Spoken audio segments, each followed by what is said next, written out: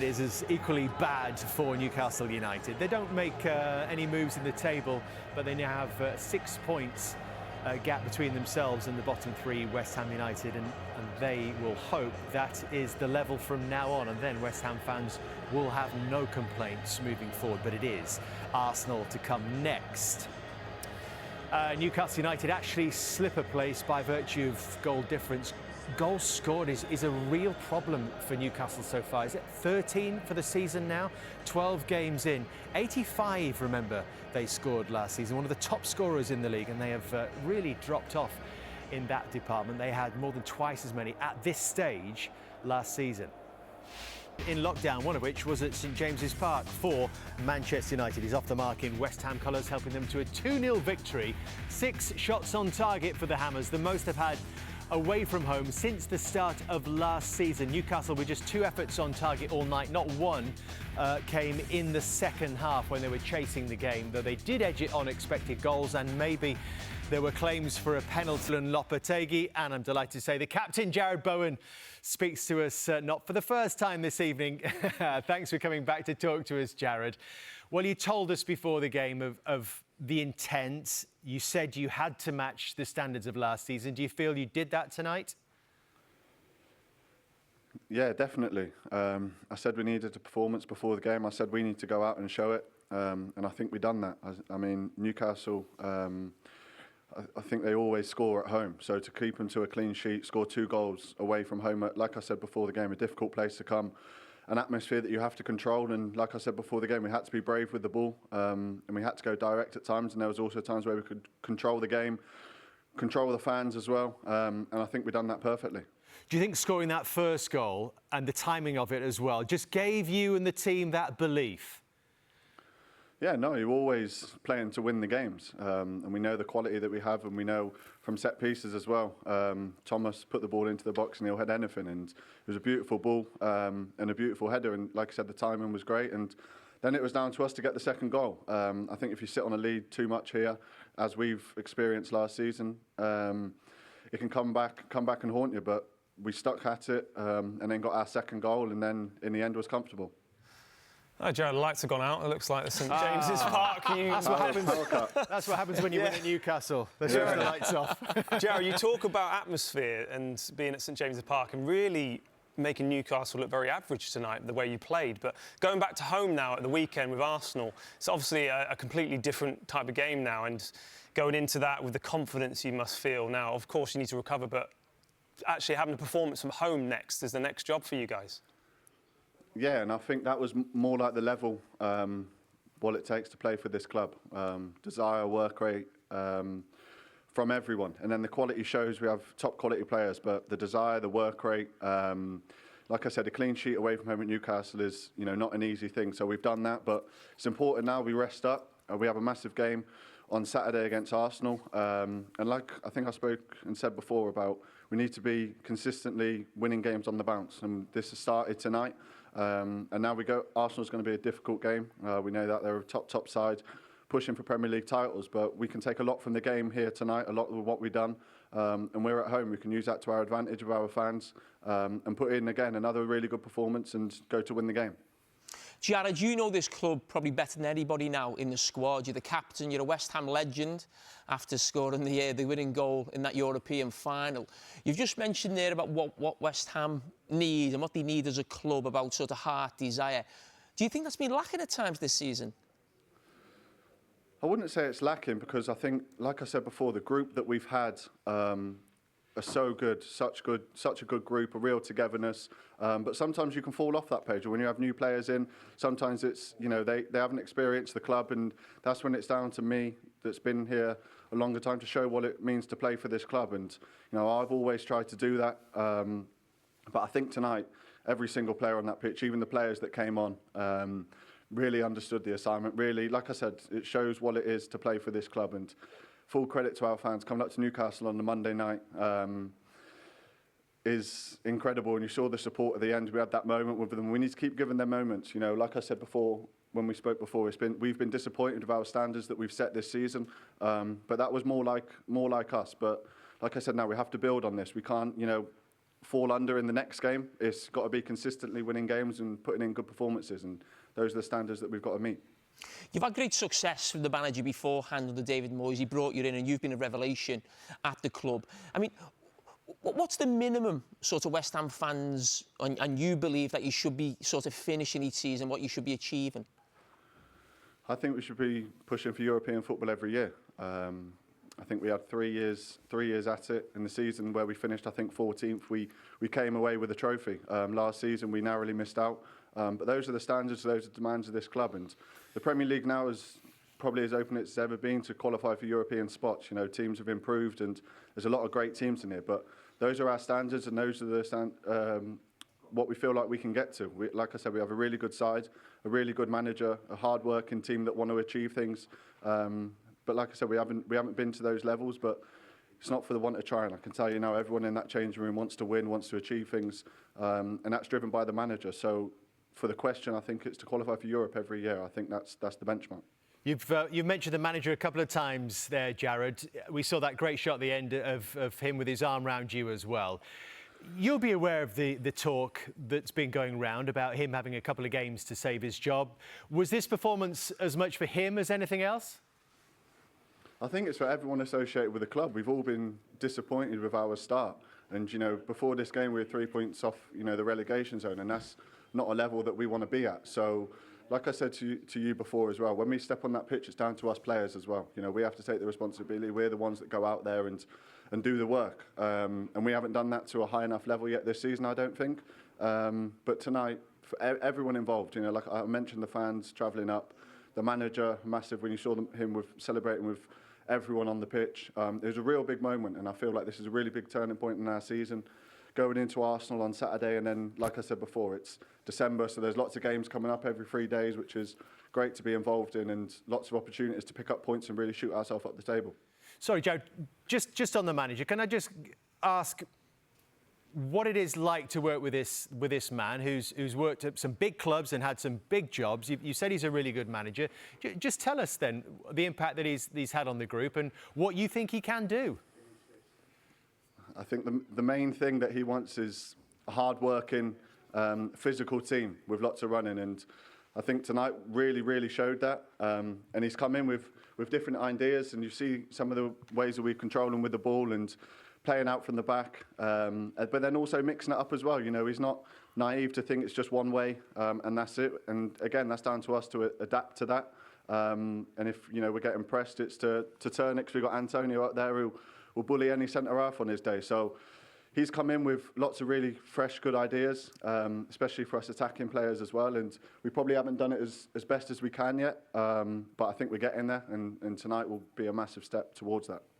Well, Jarrod, a lot of people writ you off tonight, but certainly in the studio tonight, we were right behind you and had a huge belief that West Ham would get... I hope so. No doubt whatsoever. Jarrod, congratulations, Well done, and we look forward to seeing you in action next weekend. You. Well done, Jarrod. Thank you, Jarrod. You've been really generous with your time. Next Saturday, West Ham United taking on Arsenal. And as you were saying, Theo, it feels like almost this game takes on a bit of a different complexion now, doesn't it? It really does, and it's so insightful, Jarrod, there, because that's the standards that they set from the start of the season. That's why they're so disappointed. Actually sitting okay in the league because, like you said before, it's so compact now and everyone's beating each other and there's results that not even we can predict now. And so surprising, but yeah, it's a completely outlet now on the weekend. It's interesting, when we showed the league table before, what it's done is probably a little bit more, or certainly makes the game of the weekend a little bit tougher for Arsenal. They'll have a little bit more confidence. West Ham, the supporters, go into that ground thinking, OK, maybe we can get something. We've gone away to Newcastle. Can we maybe get a point off Arsenal? Can we beat them? But also, when you look at the bottom of the table, they've just created that 4-point gap between themselves and Everton. It almost looks like there's almost like a bottom six there. Listen, that can change very quickly, but we don't expect West Ham to be there, or Manchester United were around there. So it might almost, you know, create that sort of 6 teams there in that bottom, and 3 out of the 6 might go. Set piece is key for West Ham United. We've seen that down the years. We've seen that since Thomas Soucek came to the club, really. This is the 11th time he's scored from a corner. Only Arsenal's Gabriel has scored more from a corner since he arrived at the club. We're talking about Jarrod Bowen being a brilliant sign-out. And listen, David Moyes brought him in. You know, we remember Soufal as well, you know, when those two came in a few years ago, and he made a huge impact to West Ham. But, you know, it doesn't matter what style of football your manager plays. set pieces are vitally important, massively important. And, you know, here as well, you mentioned this at half-time, Theo, actually using Kilman and the other centre-back coming at almost block. Todibo is the barrier. Todibo coming up and just use that barrier. But the actual movement from Souček here, look, he's trying to get away from Lloyd Kelly. He goes one way, he goes another, and he just keeps his eye on the ball just for half a second too long, Lloyd Kelly, and he just loses him. And as well, what's really interesting as well, where Kilman takes Shah, probably the best heading player in that Newcastle team. He takes him, he even drags him along. They're both pulling each other. You can just see here. Watch Kilman cleverly take Shah out of the equation straight away. Wiped out one of the best headers of the ball at Newcastle, taken out of the equation, created that space, which is just that second movement. Come with me, get into that crowded 6-yard box as we're doing an outswinger. Yeah. Brilliant, really good. So, yeah, he was talking about the fact that at 1-0, why not go and score another goal rather than try and hang on to your lead, which is exactly what they did.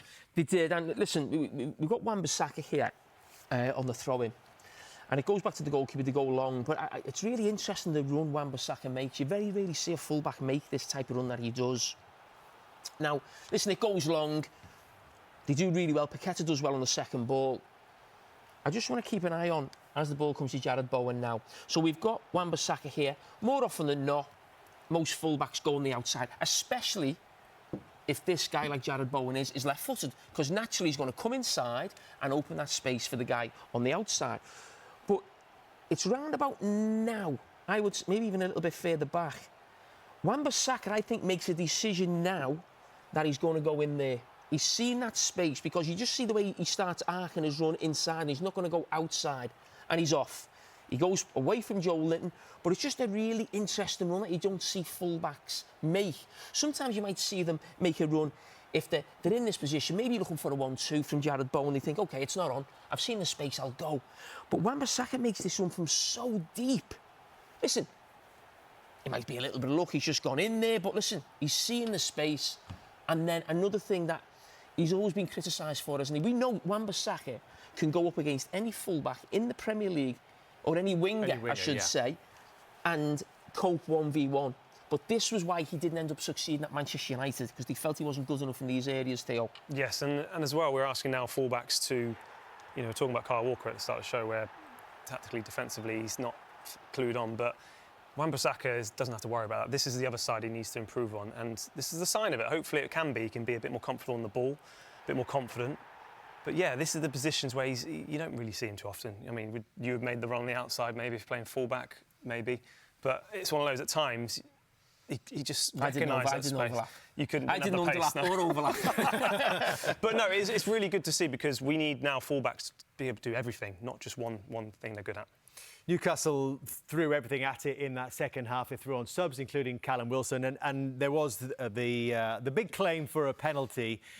I'm not sure that you two were that convinced by this, but VAR had a look at it. It was given no penalty on the field. They had another chance to look, and they decided to stick with referee's call. Have another look. I think he jumps now. I think the ball's close enough to him. And listen, he's never really going to get the ball, but I think it's hard to give a penalty here and say he's not, you know, his left arm comes across, it's not both arms. Listen. But does he stop Callum Wilson making a proper leap and attack the ball? Well, he's very clever. The ball's going over his head. Listen, people now, they want penalties for everything. That's not a penalty. It's not. He's people clever. Say, he's got his arm around him, but listen, it's a contact sport. You centre-halves are clever, because you make Come these... on, Theo, you're the attacker. Yeah, no, I've watched it again a few times now, and watch his left leg come across and just disrupt his standing position there. What? Look, for me, it could have been a penalty. It could have been, but it's not clear. It's one of those that probably would have been given outside the area. You defenders seem to get away with a lot these days, that's for sure. I mean, I'm trying to be the strikers union here. Career at half-10, and we're going to do goals. I'm sure we'll find a few offsides. Yeah. Julen, that looked like a team full of confidence, a team that West Ham fans have been waiting to see all season, and a team that's full of togetherness and willingness for you as well. Yes, we are happy because, above all, because we achieved the 3 points, which was the more important thing. But because above all, I think that we play well. We play with one identity. We were able to overcome a very good team, as is Newcastle in his stadium. It's a very tough match always. And the first half, in all the matches, there are mini matches. Today, we start well. Fortunately, we scored 1 goal in set pieces. Always is good to calm and to have more confidence. They have through 2 chances to draw. Fortunately, they didn't do. And after in the second half, I think that we did well, and we deserve to win, in my humble opinion. But okay, it's done. We are happy above all for the players, for the team, but above all for the fans, because there are a lot of fans that they came more than 3,000 here, and they have to come back today now, driving a lot of miles. So we are very happy for them. We work for them. So, but we have to look forward for the next challenge. Today is done. We are happy, but we have a lot of work to do. What more work then do you have to do based on that performance tonight? No, I think that we have to keep the feeling of the team. I think that we have to build up as a team if we want to be a better team. This is the thing that we want to build and to work and to do with the ball and with the ball. Don't think a lot about the score. I think about the play. Is the thing that we try to put. It's true that we have a lot of matches that we didn't do. It's true, but I think that. I am not happy, but I believe that in the future this team is going to be able to do good things and to show other kind of style as a team. I think that after his style is different, but always we try that the players believe in the thing that they are able to do, and putting the focus to improve every day and to be able to compete in one Premier League when each match is one incredible challenge. So this is the Premier League. Do you feel this team that you have can challenge for Europe? No, I don't talk about this kind of. We talk only about the next day that we have to do today. We are happy, but tomorrow we are working hard, looking forward the next challenge and going to step to step. Is not to think about the long future doesn't help never, no one. I know, but players do have ambition, and your captain Jarrod Bowen has told us tonight as well, after this win, that West Ham should be a team challenging for Europe regularly. I think that West Ham should be a team, a good team. This is the more important thing. If we are a team, we are going to be able to do good things. But our big challenge is to be able to be a good team, a strong team. Talking about being a good team then and a strong team, there is one statistic from tonight's game that you are the second team in the Premier League to run furthest so far this season. Okay, it's a good way. You're not first, you're second. I am tired too. It's like this, you have to run. You want to compete in the Premier League, you have to run a lot, you have to play a lot, you have to do a lot of good things, always, not us, all the teams. But is that what you've demanded of your players? Always we demand to run and to play. There are 2 things, to play, to press, to defend, to attack. For that you need to have a high rhythm, above all, against this kind of thing that they demand a lot. So, okay, I didn't know this statistic, but it's good. Okay. Obviously you want to be first. You won't be in the technical area against Arsenal because of the yellow card you picked up tonight. How much of a setback is that for you? I didn't know. They say me. Was okay. I don't know why. It's one. I am not happy for this. I am not happy for this because I have to accept. Okay. Good news and bad news, but thank you for your time. Thank you. Juliet breaking news. He's still thinking about the bad news.